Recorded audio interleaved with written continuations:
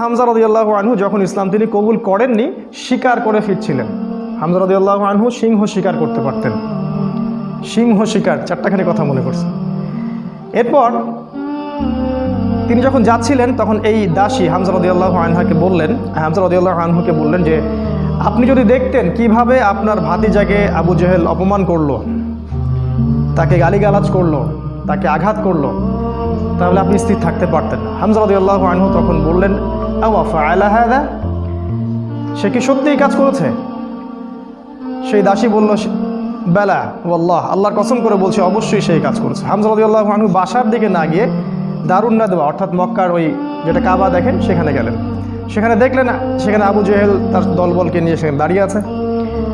হামজা রাদিয়াল্লাহু আনহু ঘোড়া থেকে নেমেই আবু জেহেলের কলার ধরলেন এবং প্রচণ্ড জোরে একটা ঘুষি দিলেন, প্রচণ্ড জোরে। বলে দেয় আবু জেহেল কিন্তু ওই সময়কার মক্কার রাষ্ট্রনেতা, মক্কার গোত্রের সব গোত্রের কিন্তু বনু মাখজুমের সর্দার। হামজা রাদিয়াল্লাহু আনহু এই কাজটা করলেন এবং বললেন, রুদ্দাহা ইন ইসতাতা, তো যদি ক্ষমতা থাকে আমাকে ঘুষি মেরে ফেরত দে, যদি ক্ষমতা থাকে, রুদ্দাহা ইন ইসতাতা, ক্ষমতা থাকলে আমার গালেও একটা মেরে দেখা, কথাটা তো এরকম আর কি। আবু জেহেল কিছু করতে পারল না। হামজা রাদিয়াল্লাহু আনহু বললেন, ইন্নী উশহিদু আল্লা ইলাহা ইল্লাল্লাহ ওয়া আকুলু মা ইয়াকুল, আমি সাক্ষ্য দিচ্ছি আল্লাহ ছাড়া কোনো মাবুদ নাই, আমার ভাতিজা যা বলে আমিও তাই বলি। রুদ্দাহা ইন ইসতাতা, যদি তোমার ক্ষমতা থাকে তাহলে আমাকে আঘাত করে দেখাও, আজকে থেকে আমি তার দলে, সে যা বলে আমিও তাই বলি। হামজা রাদিয়াল্লাহু আনহু ছুটলেন তার ভাতিজার দিকে, দারুল আরকামে গিয়ে তাকে পেলেন এবং সেখানে গিয়ে বললেন, ইয়া ইবনে আখি, হে আমার ভাতিজা, কুনতু আনসুরুকা বিল হামিয়া, আমি তোমাকে এর আগে আত্মীয়তার সম্পর্কের জন্য প্রোটেক্ট করতাম, ওয়ালান আনসুরুকা লিল ইসলাম, আর আজকে থেকে আমি তোমাকে ইসলামের জন্য প্রোটেক্ট করবো ইনশাআল্লাহ। এই ঘটনায় রাসূল সাল্লাল্লাহু আলাইহি ওয়াসাল্লাম এত খুশি হয়েছিলেন, তিনি হামজা রাদিয়াল্লাহু আনহুকে একদম বুকে জড়িয়ে ধরে চুমু খাইলেন। আর যখন হামজা রাদিয়াল্লাহু আনহু উহুদের মাঠে শহীদ হন, আমাদের নবীজি অঝোর নয়নে কেঁদেছেন। তার শাহাদাতের দৃশ্য যদি দেখতেন, আমরা যদি দেখতে পারতাম, তাকে বর্ষা নিক্ষেপ করে হত্যা করা হয়েছে, বর্ষাটা তার কলিজা ভেদ করে পিছন দিয়ে বের হয়ে গেছে, চোরাগুপ্তা হামলা চালিয়ে, কারণ সামনে থেকে তাকে মারার ক্ষমতা ছিল না। আজকেও ইসলামকে সামন থেকে শেষ করা এত সহজ না, এই জন্য পিছন থেকে সবসময় চক্রান্ত করতে থাকে এরা, কীভাবে কোথায় কি লাগায় দেওয়া যাবে, কীভাবে কী করা যাবে। আর তার কলিজাটা হেন্দা ছিঁড়ে দাঁত দিয়ে কামড়ানোর চেষ্টা করেছিল। এই হচ্ছে আমাদের শেকড়ের পূর্বপুরুষরা। তাই এই ঘটনাটা উমর রাদিয়াল্লাহু আনহু দেখেছিলেন ওই দিন, এই ঘটনাটা উমর রাদিয়াল্লাহু আনহু দেখলেন এবং বাসায় গিয়ে তিনি চিন্তা করতে থাকলেন যে সব ফাসাদের মূল মনে হয় মুহাম্মদ, এই ব্যক্তিটার কারণেই আরবের মধ্যে বিভক্তি সৃষ্টি হচ্ছে, ফিতনা ফাসাদ সৃষ্টি হচ্ছে। তাহলে আমার করণীয় কি? আমিও তো একটা গোত্রের নেতা, তিনি আদি গোত্রের নেতা ছিলেন, তো তিনি খোলা তরবারি হাতে চললেন, এবার তিনি নবীজিকে হত্যা করবেন। ওই যে ঘটনাটা জানেন আপনারা, প্রতিমধ্যে একজনের সাথে দেখা হলো, সে বলল যে নবীজিকে হত্যা করার আগে তুমি তোমার বোন আর ভগ্নিপতির বাসায় যাও, তারা তো ইসলাম কবুল করেছে। তিনি আসলেন, এসে দরজা যখন নক করলেন, দরজার আড়াল থেকে শুনতে পারলেন ভিতরে তিলাওয়াত হচ্ছে কিছু একটা, সূরা তাহা তিলাওয়াত হচ্ছিল। তাহা মা আনজালনা আলাইকাল কুরআন লিতাশকা ইল্লা তাযকিরাতাল লিমান ইয়াখশা তানজিলাম মিম্মান খালাকাল আরদা ওয়াস সামাওয়াতিল উলা আর রহমান আলাল আরশি ইস্তাওয়া। তিনি দরজা খুলে ঢুকলেন এবং জিজ্ঞাসা করলেন, মা কুনতুম তাকরাউন, তোমরা কি পড়ছিলে? বোন অস্বীকার করলো যে আমি কিছু না, তাহাদ্দাসনা বাইনানা, আমরা পরস্পরে কথা বলছিলাম।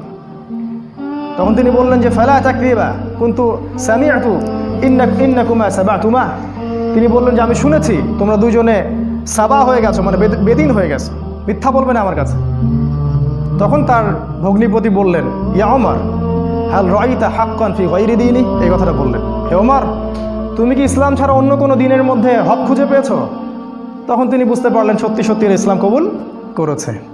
তিনি মারধর শুরু করলেন, এক পর্যায়ে বোনকে থাপ্পড় মারলেন, রক্তাক্ত হয়ে গেলেন এবং তার বোন তখন তার নাকের উপরেই বললেন যে শাহিদতু আল্লা ইলাহা ইল্লাল্লাহ ওয়া আন্না মুহাম্মাদান আবদুহু ওয়া রাসূলুহু ইফআল মা শি'তা, তোমার যা ইচ্ছা তুমি তাই করো, আমি সাক্ষ্য দিচ্ছি আমরা যে আল্লাহ ছাড়া কোনো ইলাহ নাই এবং মুহাম্মদ আল্লাহর রাসূল সাল্লাল্লাহু আলাইহি ওয়াসাল্লাম।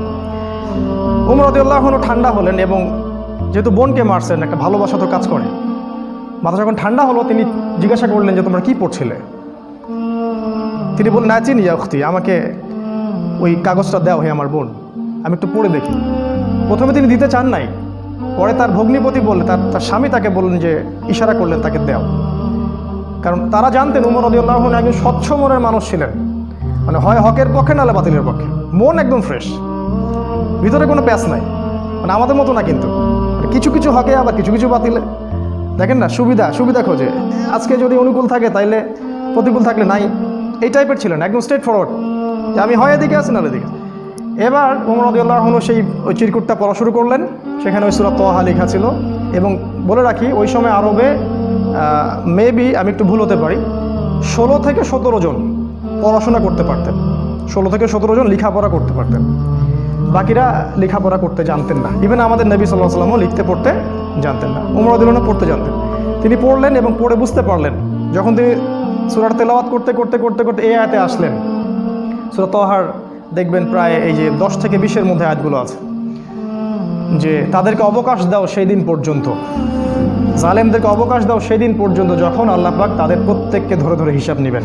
এই আয়াতগুলো যখন তিনি পড়তে লাগলেন, তখন তার হৃদয়টা গুলে, মানে আল্লাহর কালাম তো, তিনি বুঝতে পারছেন তিলাওয়াত, তিনি আর থাকতে পারলেন, স্থির থাকতে পারলেন না। তিনি একটা কথা বলেন, আমিন হাদা ফাররাত কুরাইশ, কুরাইশরা কি এটা থেকেই পালাচ্ছে? তার ইশারা করলেন যে কুরাইশরা এখান থেকেই পালাচ্ছে। তিনি চোখ দিয়ে দরদর করে পানি পড়তে লাগলো এবং তিনি বললেন, খুজুনি ইলা রাসূলিল্লাহি ওয়া আসহাবিহি, আমাকে আল্লাহ রসুল এবং তার সাহাবীদের কাছে নিয়ে চলো, আযহাবু ইলাইহি ওয়া আসলিমু, আমি তার কাছে যাব এবং ইসলাম কবুল করব। তিনি চললেন দারুল আরকামের দিকে, সেখানে ছিলেন হামজা রাদিয়াল্লাহু আনহু, ওই যে কিছুদিন আগে ইসলাম কবুল করছেন। হামজা রাদিয়াল্লাহু আনহু একজনকে পাঠালেন, দরজায় দেখো কে নক করছে। সে গিয়ে দেখলো, সাহাবীর নাম সম্ভবত খাব্বাব রাদিয়াল্লাহু আনহু। তিনি দেখলেন ফুটা দিয়ে যে উমর ইবনুল খাত্তাব দরজার বাইরে তরোয়াল হাতে আছে। তিনি ভয় পেয়ে গেলেন, ভিতরে এসে বললেন, ক্বাদ জাআ ইবনুল খাত্তাব বিসাইফ, ইবনুল খাত্তাব তরবারি হাতে এসেছে। তখন উমর, সবাই ভয় পেয়ে গেলেন, আবু বকর সিদ্দিক সহ, যে এবার না জানি কি হয়, কিয়ামত হয়ে যাবে এখানে, কারণ তার প্রচণ্ড রাগ ছিল। তিনি যে কত বড় যোদ্ধা ছিলেন সেটা বদরের মাঠে গেলে বুঝতে পারবেন, বদরের মাঠে আমরা যখন যাবো ইনশাআল্লাহ। তো হামজা রাদিয়াল্লাহু আনহু বললেন, মা লাকুম ক্বাদ উজিদতুম, তোমাদের কি হয়েছে, তোমরা ভয় পাচ্ছ কেন? ইফতাহু লাহুল বাব, তার জন্য দরজাটা খুলে দাও। লাউ ইউরিদ বিহি খায়রান ইয়াসলিম, সে যদি উত্তম কিছুর জন্য আসে ইসলাম কবুল করবে। আও ইউরিদ গায়রা যালিক ইয়াকুনু কতলুহু আলাইনা হাইয়িনা, আর যদি ও খারাপ কোনো ইন্টেনশন এখানে আসে, ওকে আমরাই ধরে মেরে ফেলে দিব। এই যে হামজা, উনিও কাউকে টেরান না, তুমি এত বড় যোদ্ধা তো কি হয়েছে, আমরাও তোমার চেয়ে কম না। তো তিনি উমর রাদিয়াল্লাহু আনহুর কলারটা ধরে ভিতরে নিয়ে আসলেন, নিয়ে এসে দরজার সাথে ঠেকিয়ে দিয়ে বললেন যে, আলা তানতাহি হাত্তা ইয়ানজিলাল্লাহু বিকা কারিয়া, আলা তানতাহি হাত্তা ইয়ানজিলাল্লাহু বিকা কারিয়া, তুমি কি ততদিন পর্যন্ত বিরত হবে না যতদিন না আল্লাহ পাক তোমার উপরে কোনো শাস্তির আযাব পাঠাচ্ছেন আসমান থেকে? এভাবে তিনি ধমক দিলেন আর কি। উমর রাদিয়াল্লাহু আনহু ঠান্ডা হলেন, কারণ উনি তো ইসলাম কবুল করতে সেখানে আসছেন। এরপর রাসূল সাল্লাল্লাহু আলাইহি ওয়াসাল্লাম সেখানে বের হলেন। তিনি রাসূলের সামনে দাঁড়িয়ে, ওমর ইবনুল খাত্তাব রাসূলের সাল্লাল্লাহু আলাইহি ওয়াসাল্লামের সামনে দাঁড়িয়ে বললেন, ইয়া রাসূলুল্লাহ, হে আল্লাহর রাসূল, জিতুকা উমিনু বিল্লাহি ওয়া রাসূলিহি, আমি আল্লাহ এবং তার রাসূলের প্রতি ঈমানদার হয়েই এখানে এসেছি। ওয়া বিমা জিতা বিহি মিন ইনদিল্লাহ, এবং আপনি আল্লাহর পক্ষ থেকে যে কিতাব নিয়ে আসছেন তার প্রতি ঈমানদার হয়েই আমি এখানে আসছি। কালিমা সাক্ষ্য দিলেন, রাসূলকে বুক ভরে বললেন যে, এর আগ পর্যন্ত আমি ইসলামের যে বিরোধিতা করেছি, আজকের পর থেকে আমি ইসলামের পক্ষের শক্তি হয়ে কাজ করবো ইনশাআল্লাহ। আর তোমরা ইসলাম আমার আগে কবুল করে যত নেকি কামাই করেছো, আজকে থেকে ইনশাআল্লাহ আমি তোমাদেরকে টক্কর দিব ইনশাআল্লাহ। তিনি ঘর থেকে বের হয়ে গেলেন, প্রথমে গেলেন আবু জেহেলের বাসায়। আবু জেহেলের বাসায় নক করে বললেন, হ্যালো আলিমতা আন্নী ক্বাদ আসলামত, তুমি কি জানো যে আমি ইসলাম কবুল করেছি? বুকের পাঠা দেখছেন, দিন পালন করে বাসায় বলতেই পারে না যে আমি কোরআন সুন্নাহ ফলো করছি, আমি দিন পালন করছি। বাপের ভয়, মায়ের ভয়, সরকারের ভয়, নেতা খেতার ভয়, কত ভয়। আমাদের বাপদাদাই কি আসলে এরকম ছিলেন?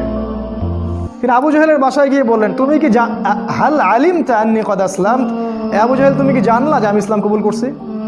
আবু জেহেল আকাশ থেকে পড়লো, হাল ফাআলতা হাদা, তুমি কি সত্যি এটা করেছো? লা তাফআল, এটা করিও না। ও ভয় পেয়ে যাচ্ছে, কারণ এ তো ইসলামে গেলে খবর আছে আমাদের। তখন উনি চোখ মুখ বড় করে বলেছেন, বাল ফাআল, আমি অবশ্যই ইসলাম কবুল করেছি। এরপরে গেলেন ওয়ালিদ বিন মুগীরার বাসায়, ওখানে একই কথা বললেন, তারপর আরেক কাফেরের বাসায় আরেক একই কথা বললেন। এরপর আসলে কাবা ঘরে এসে বললেন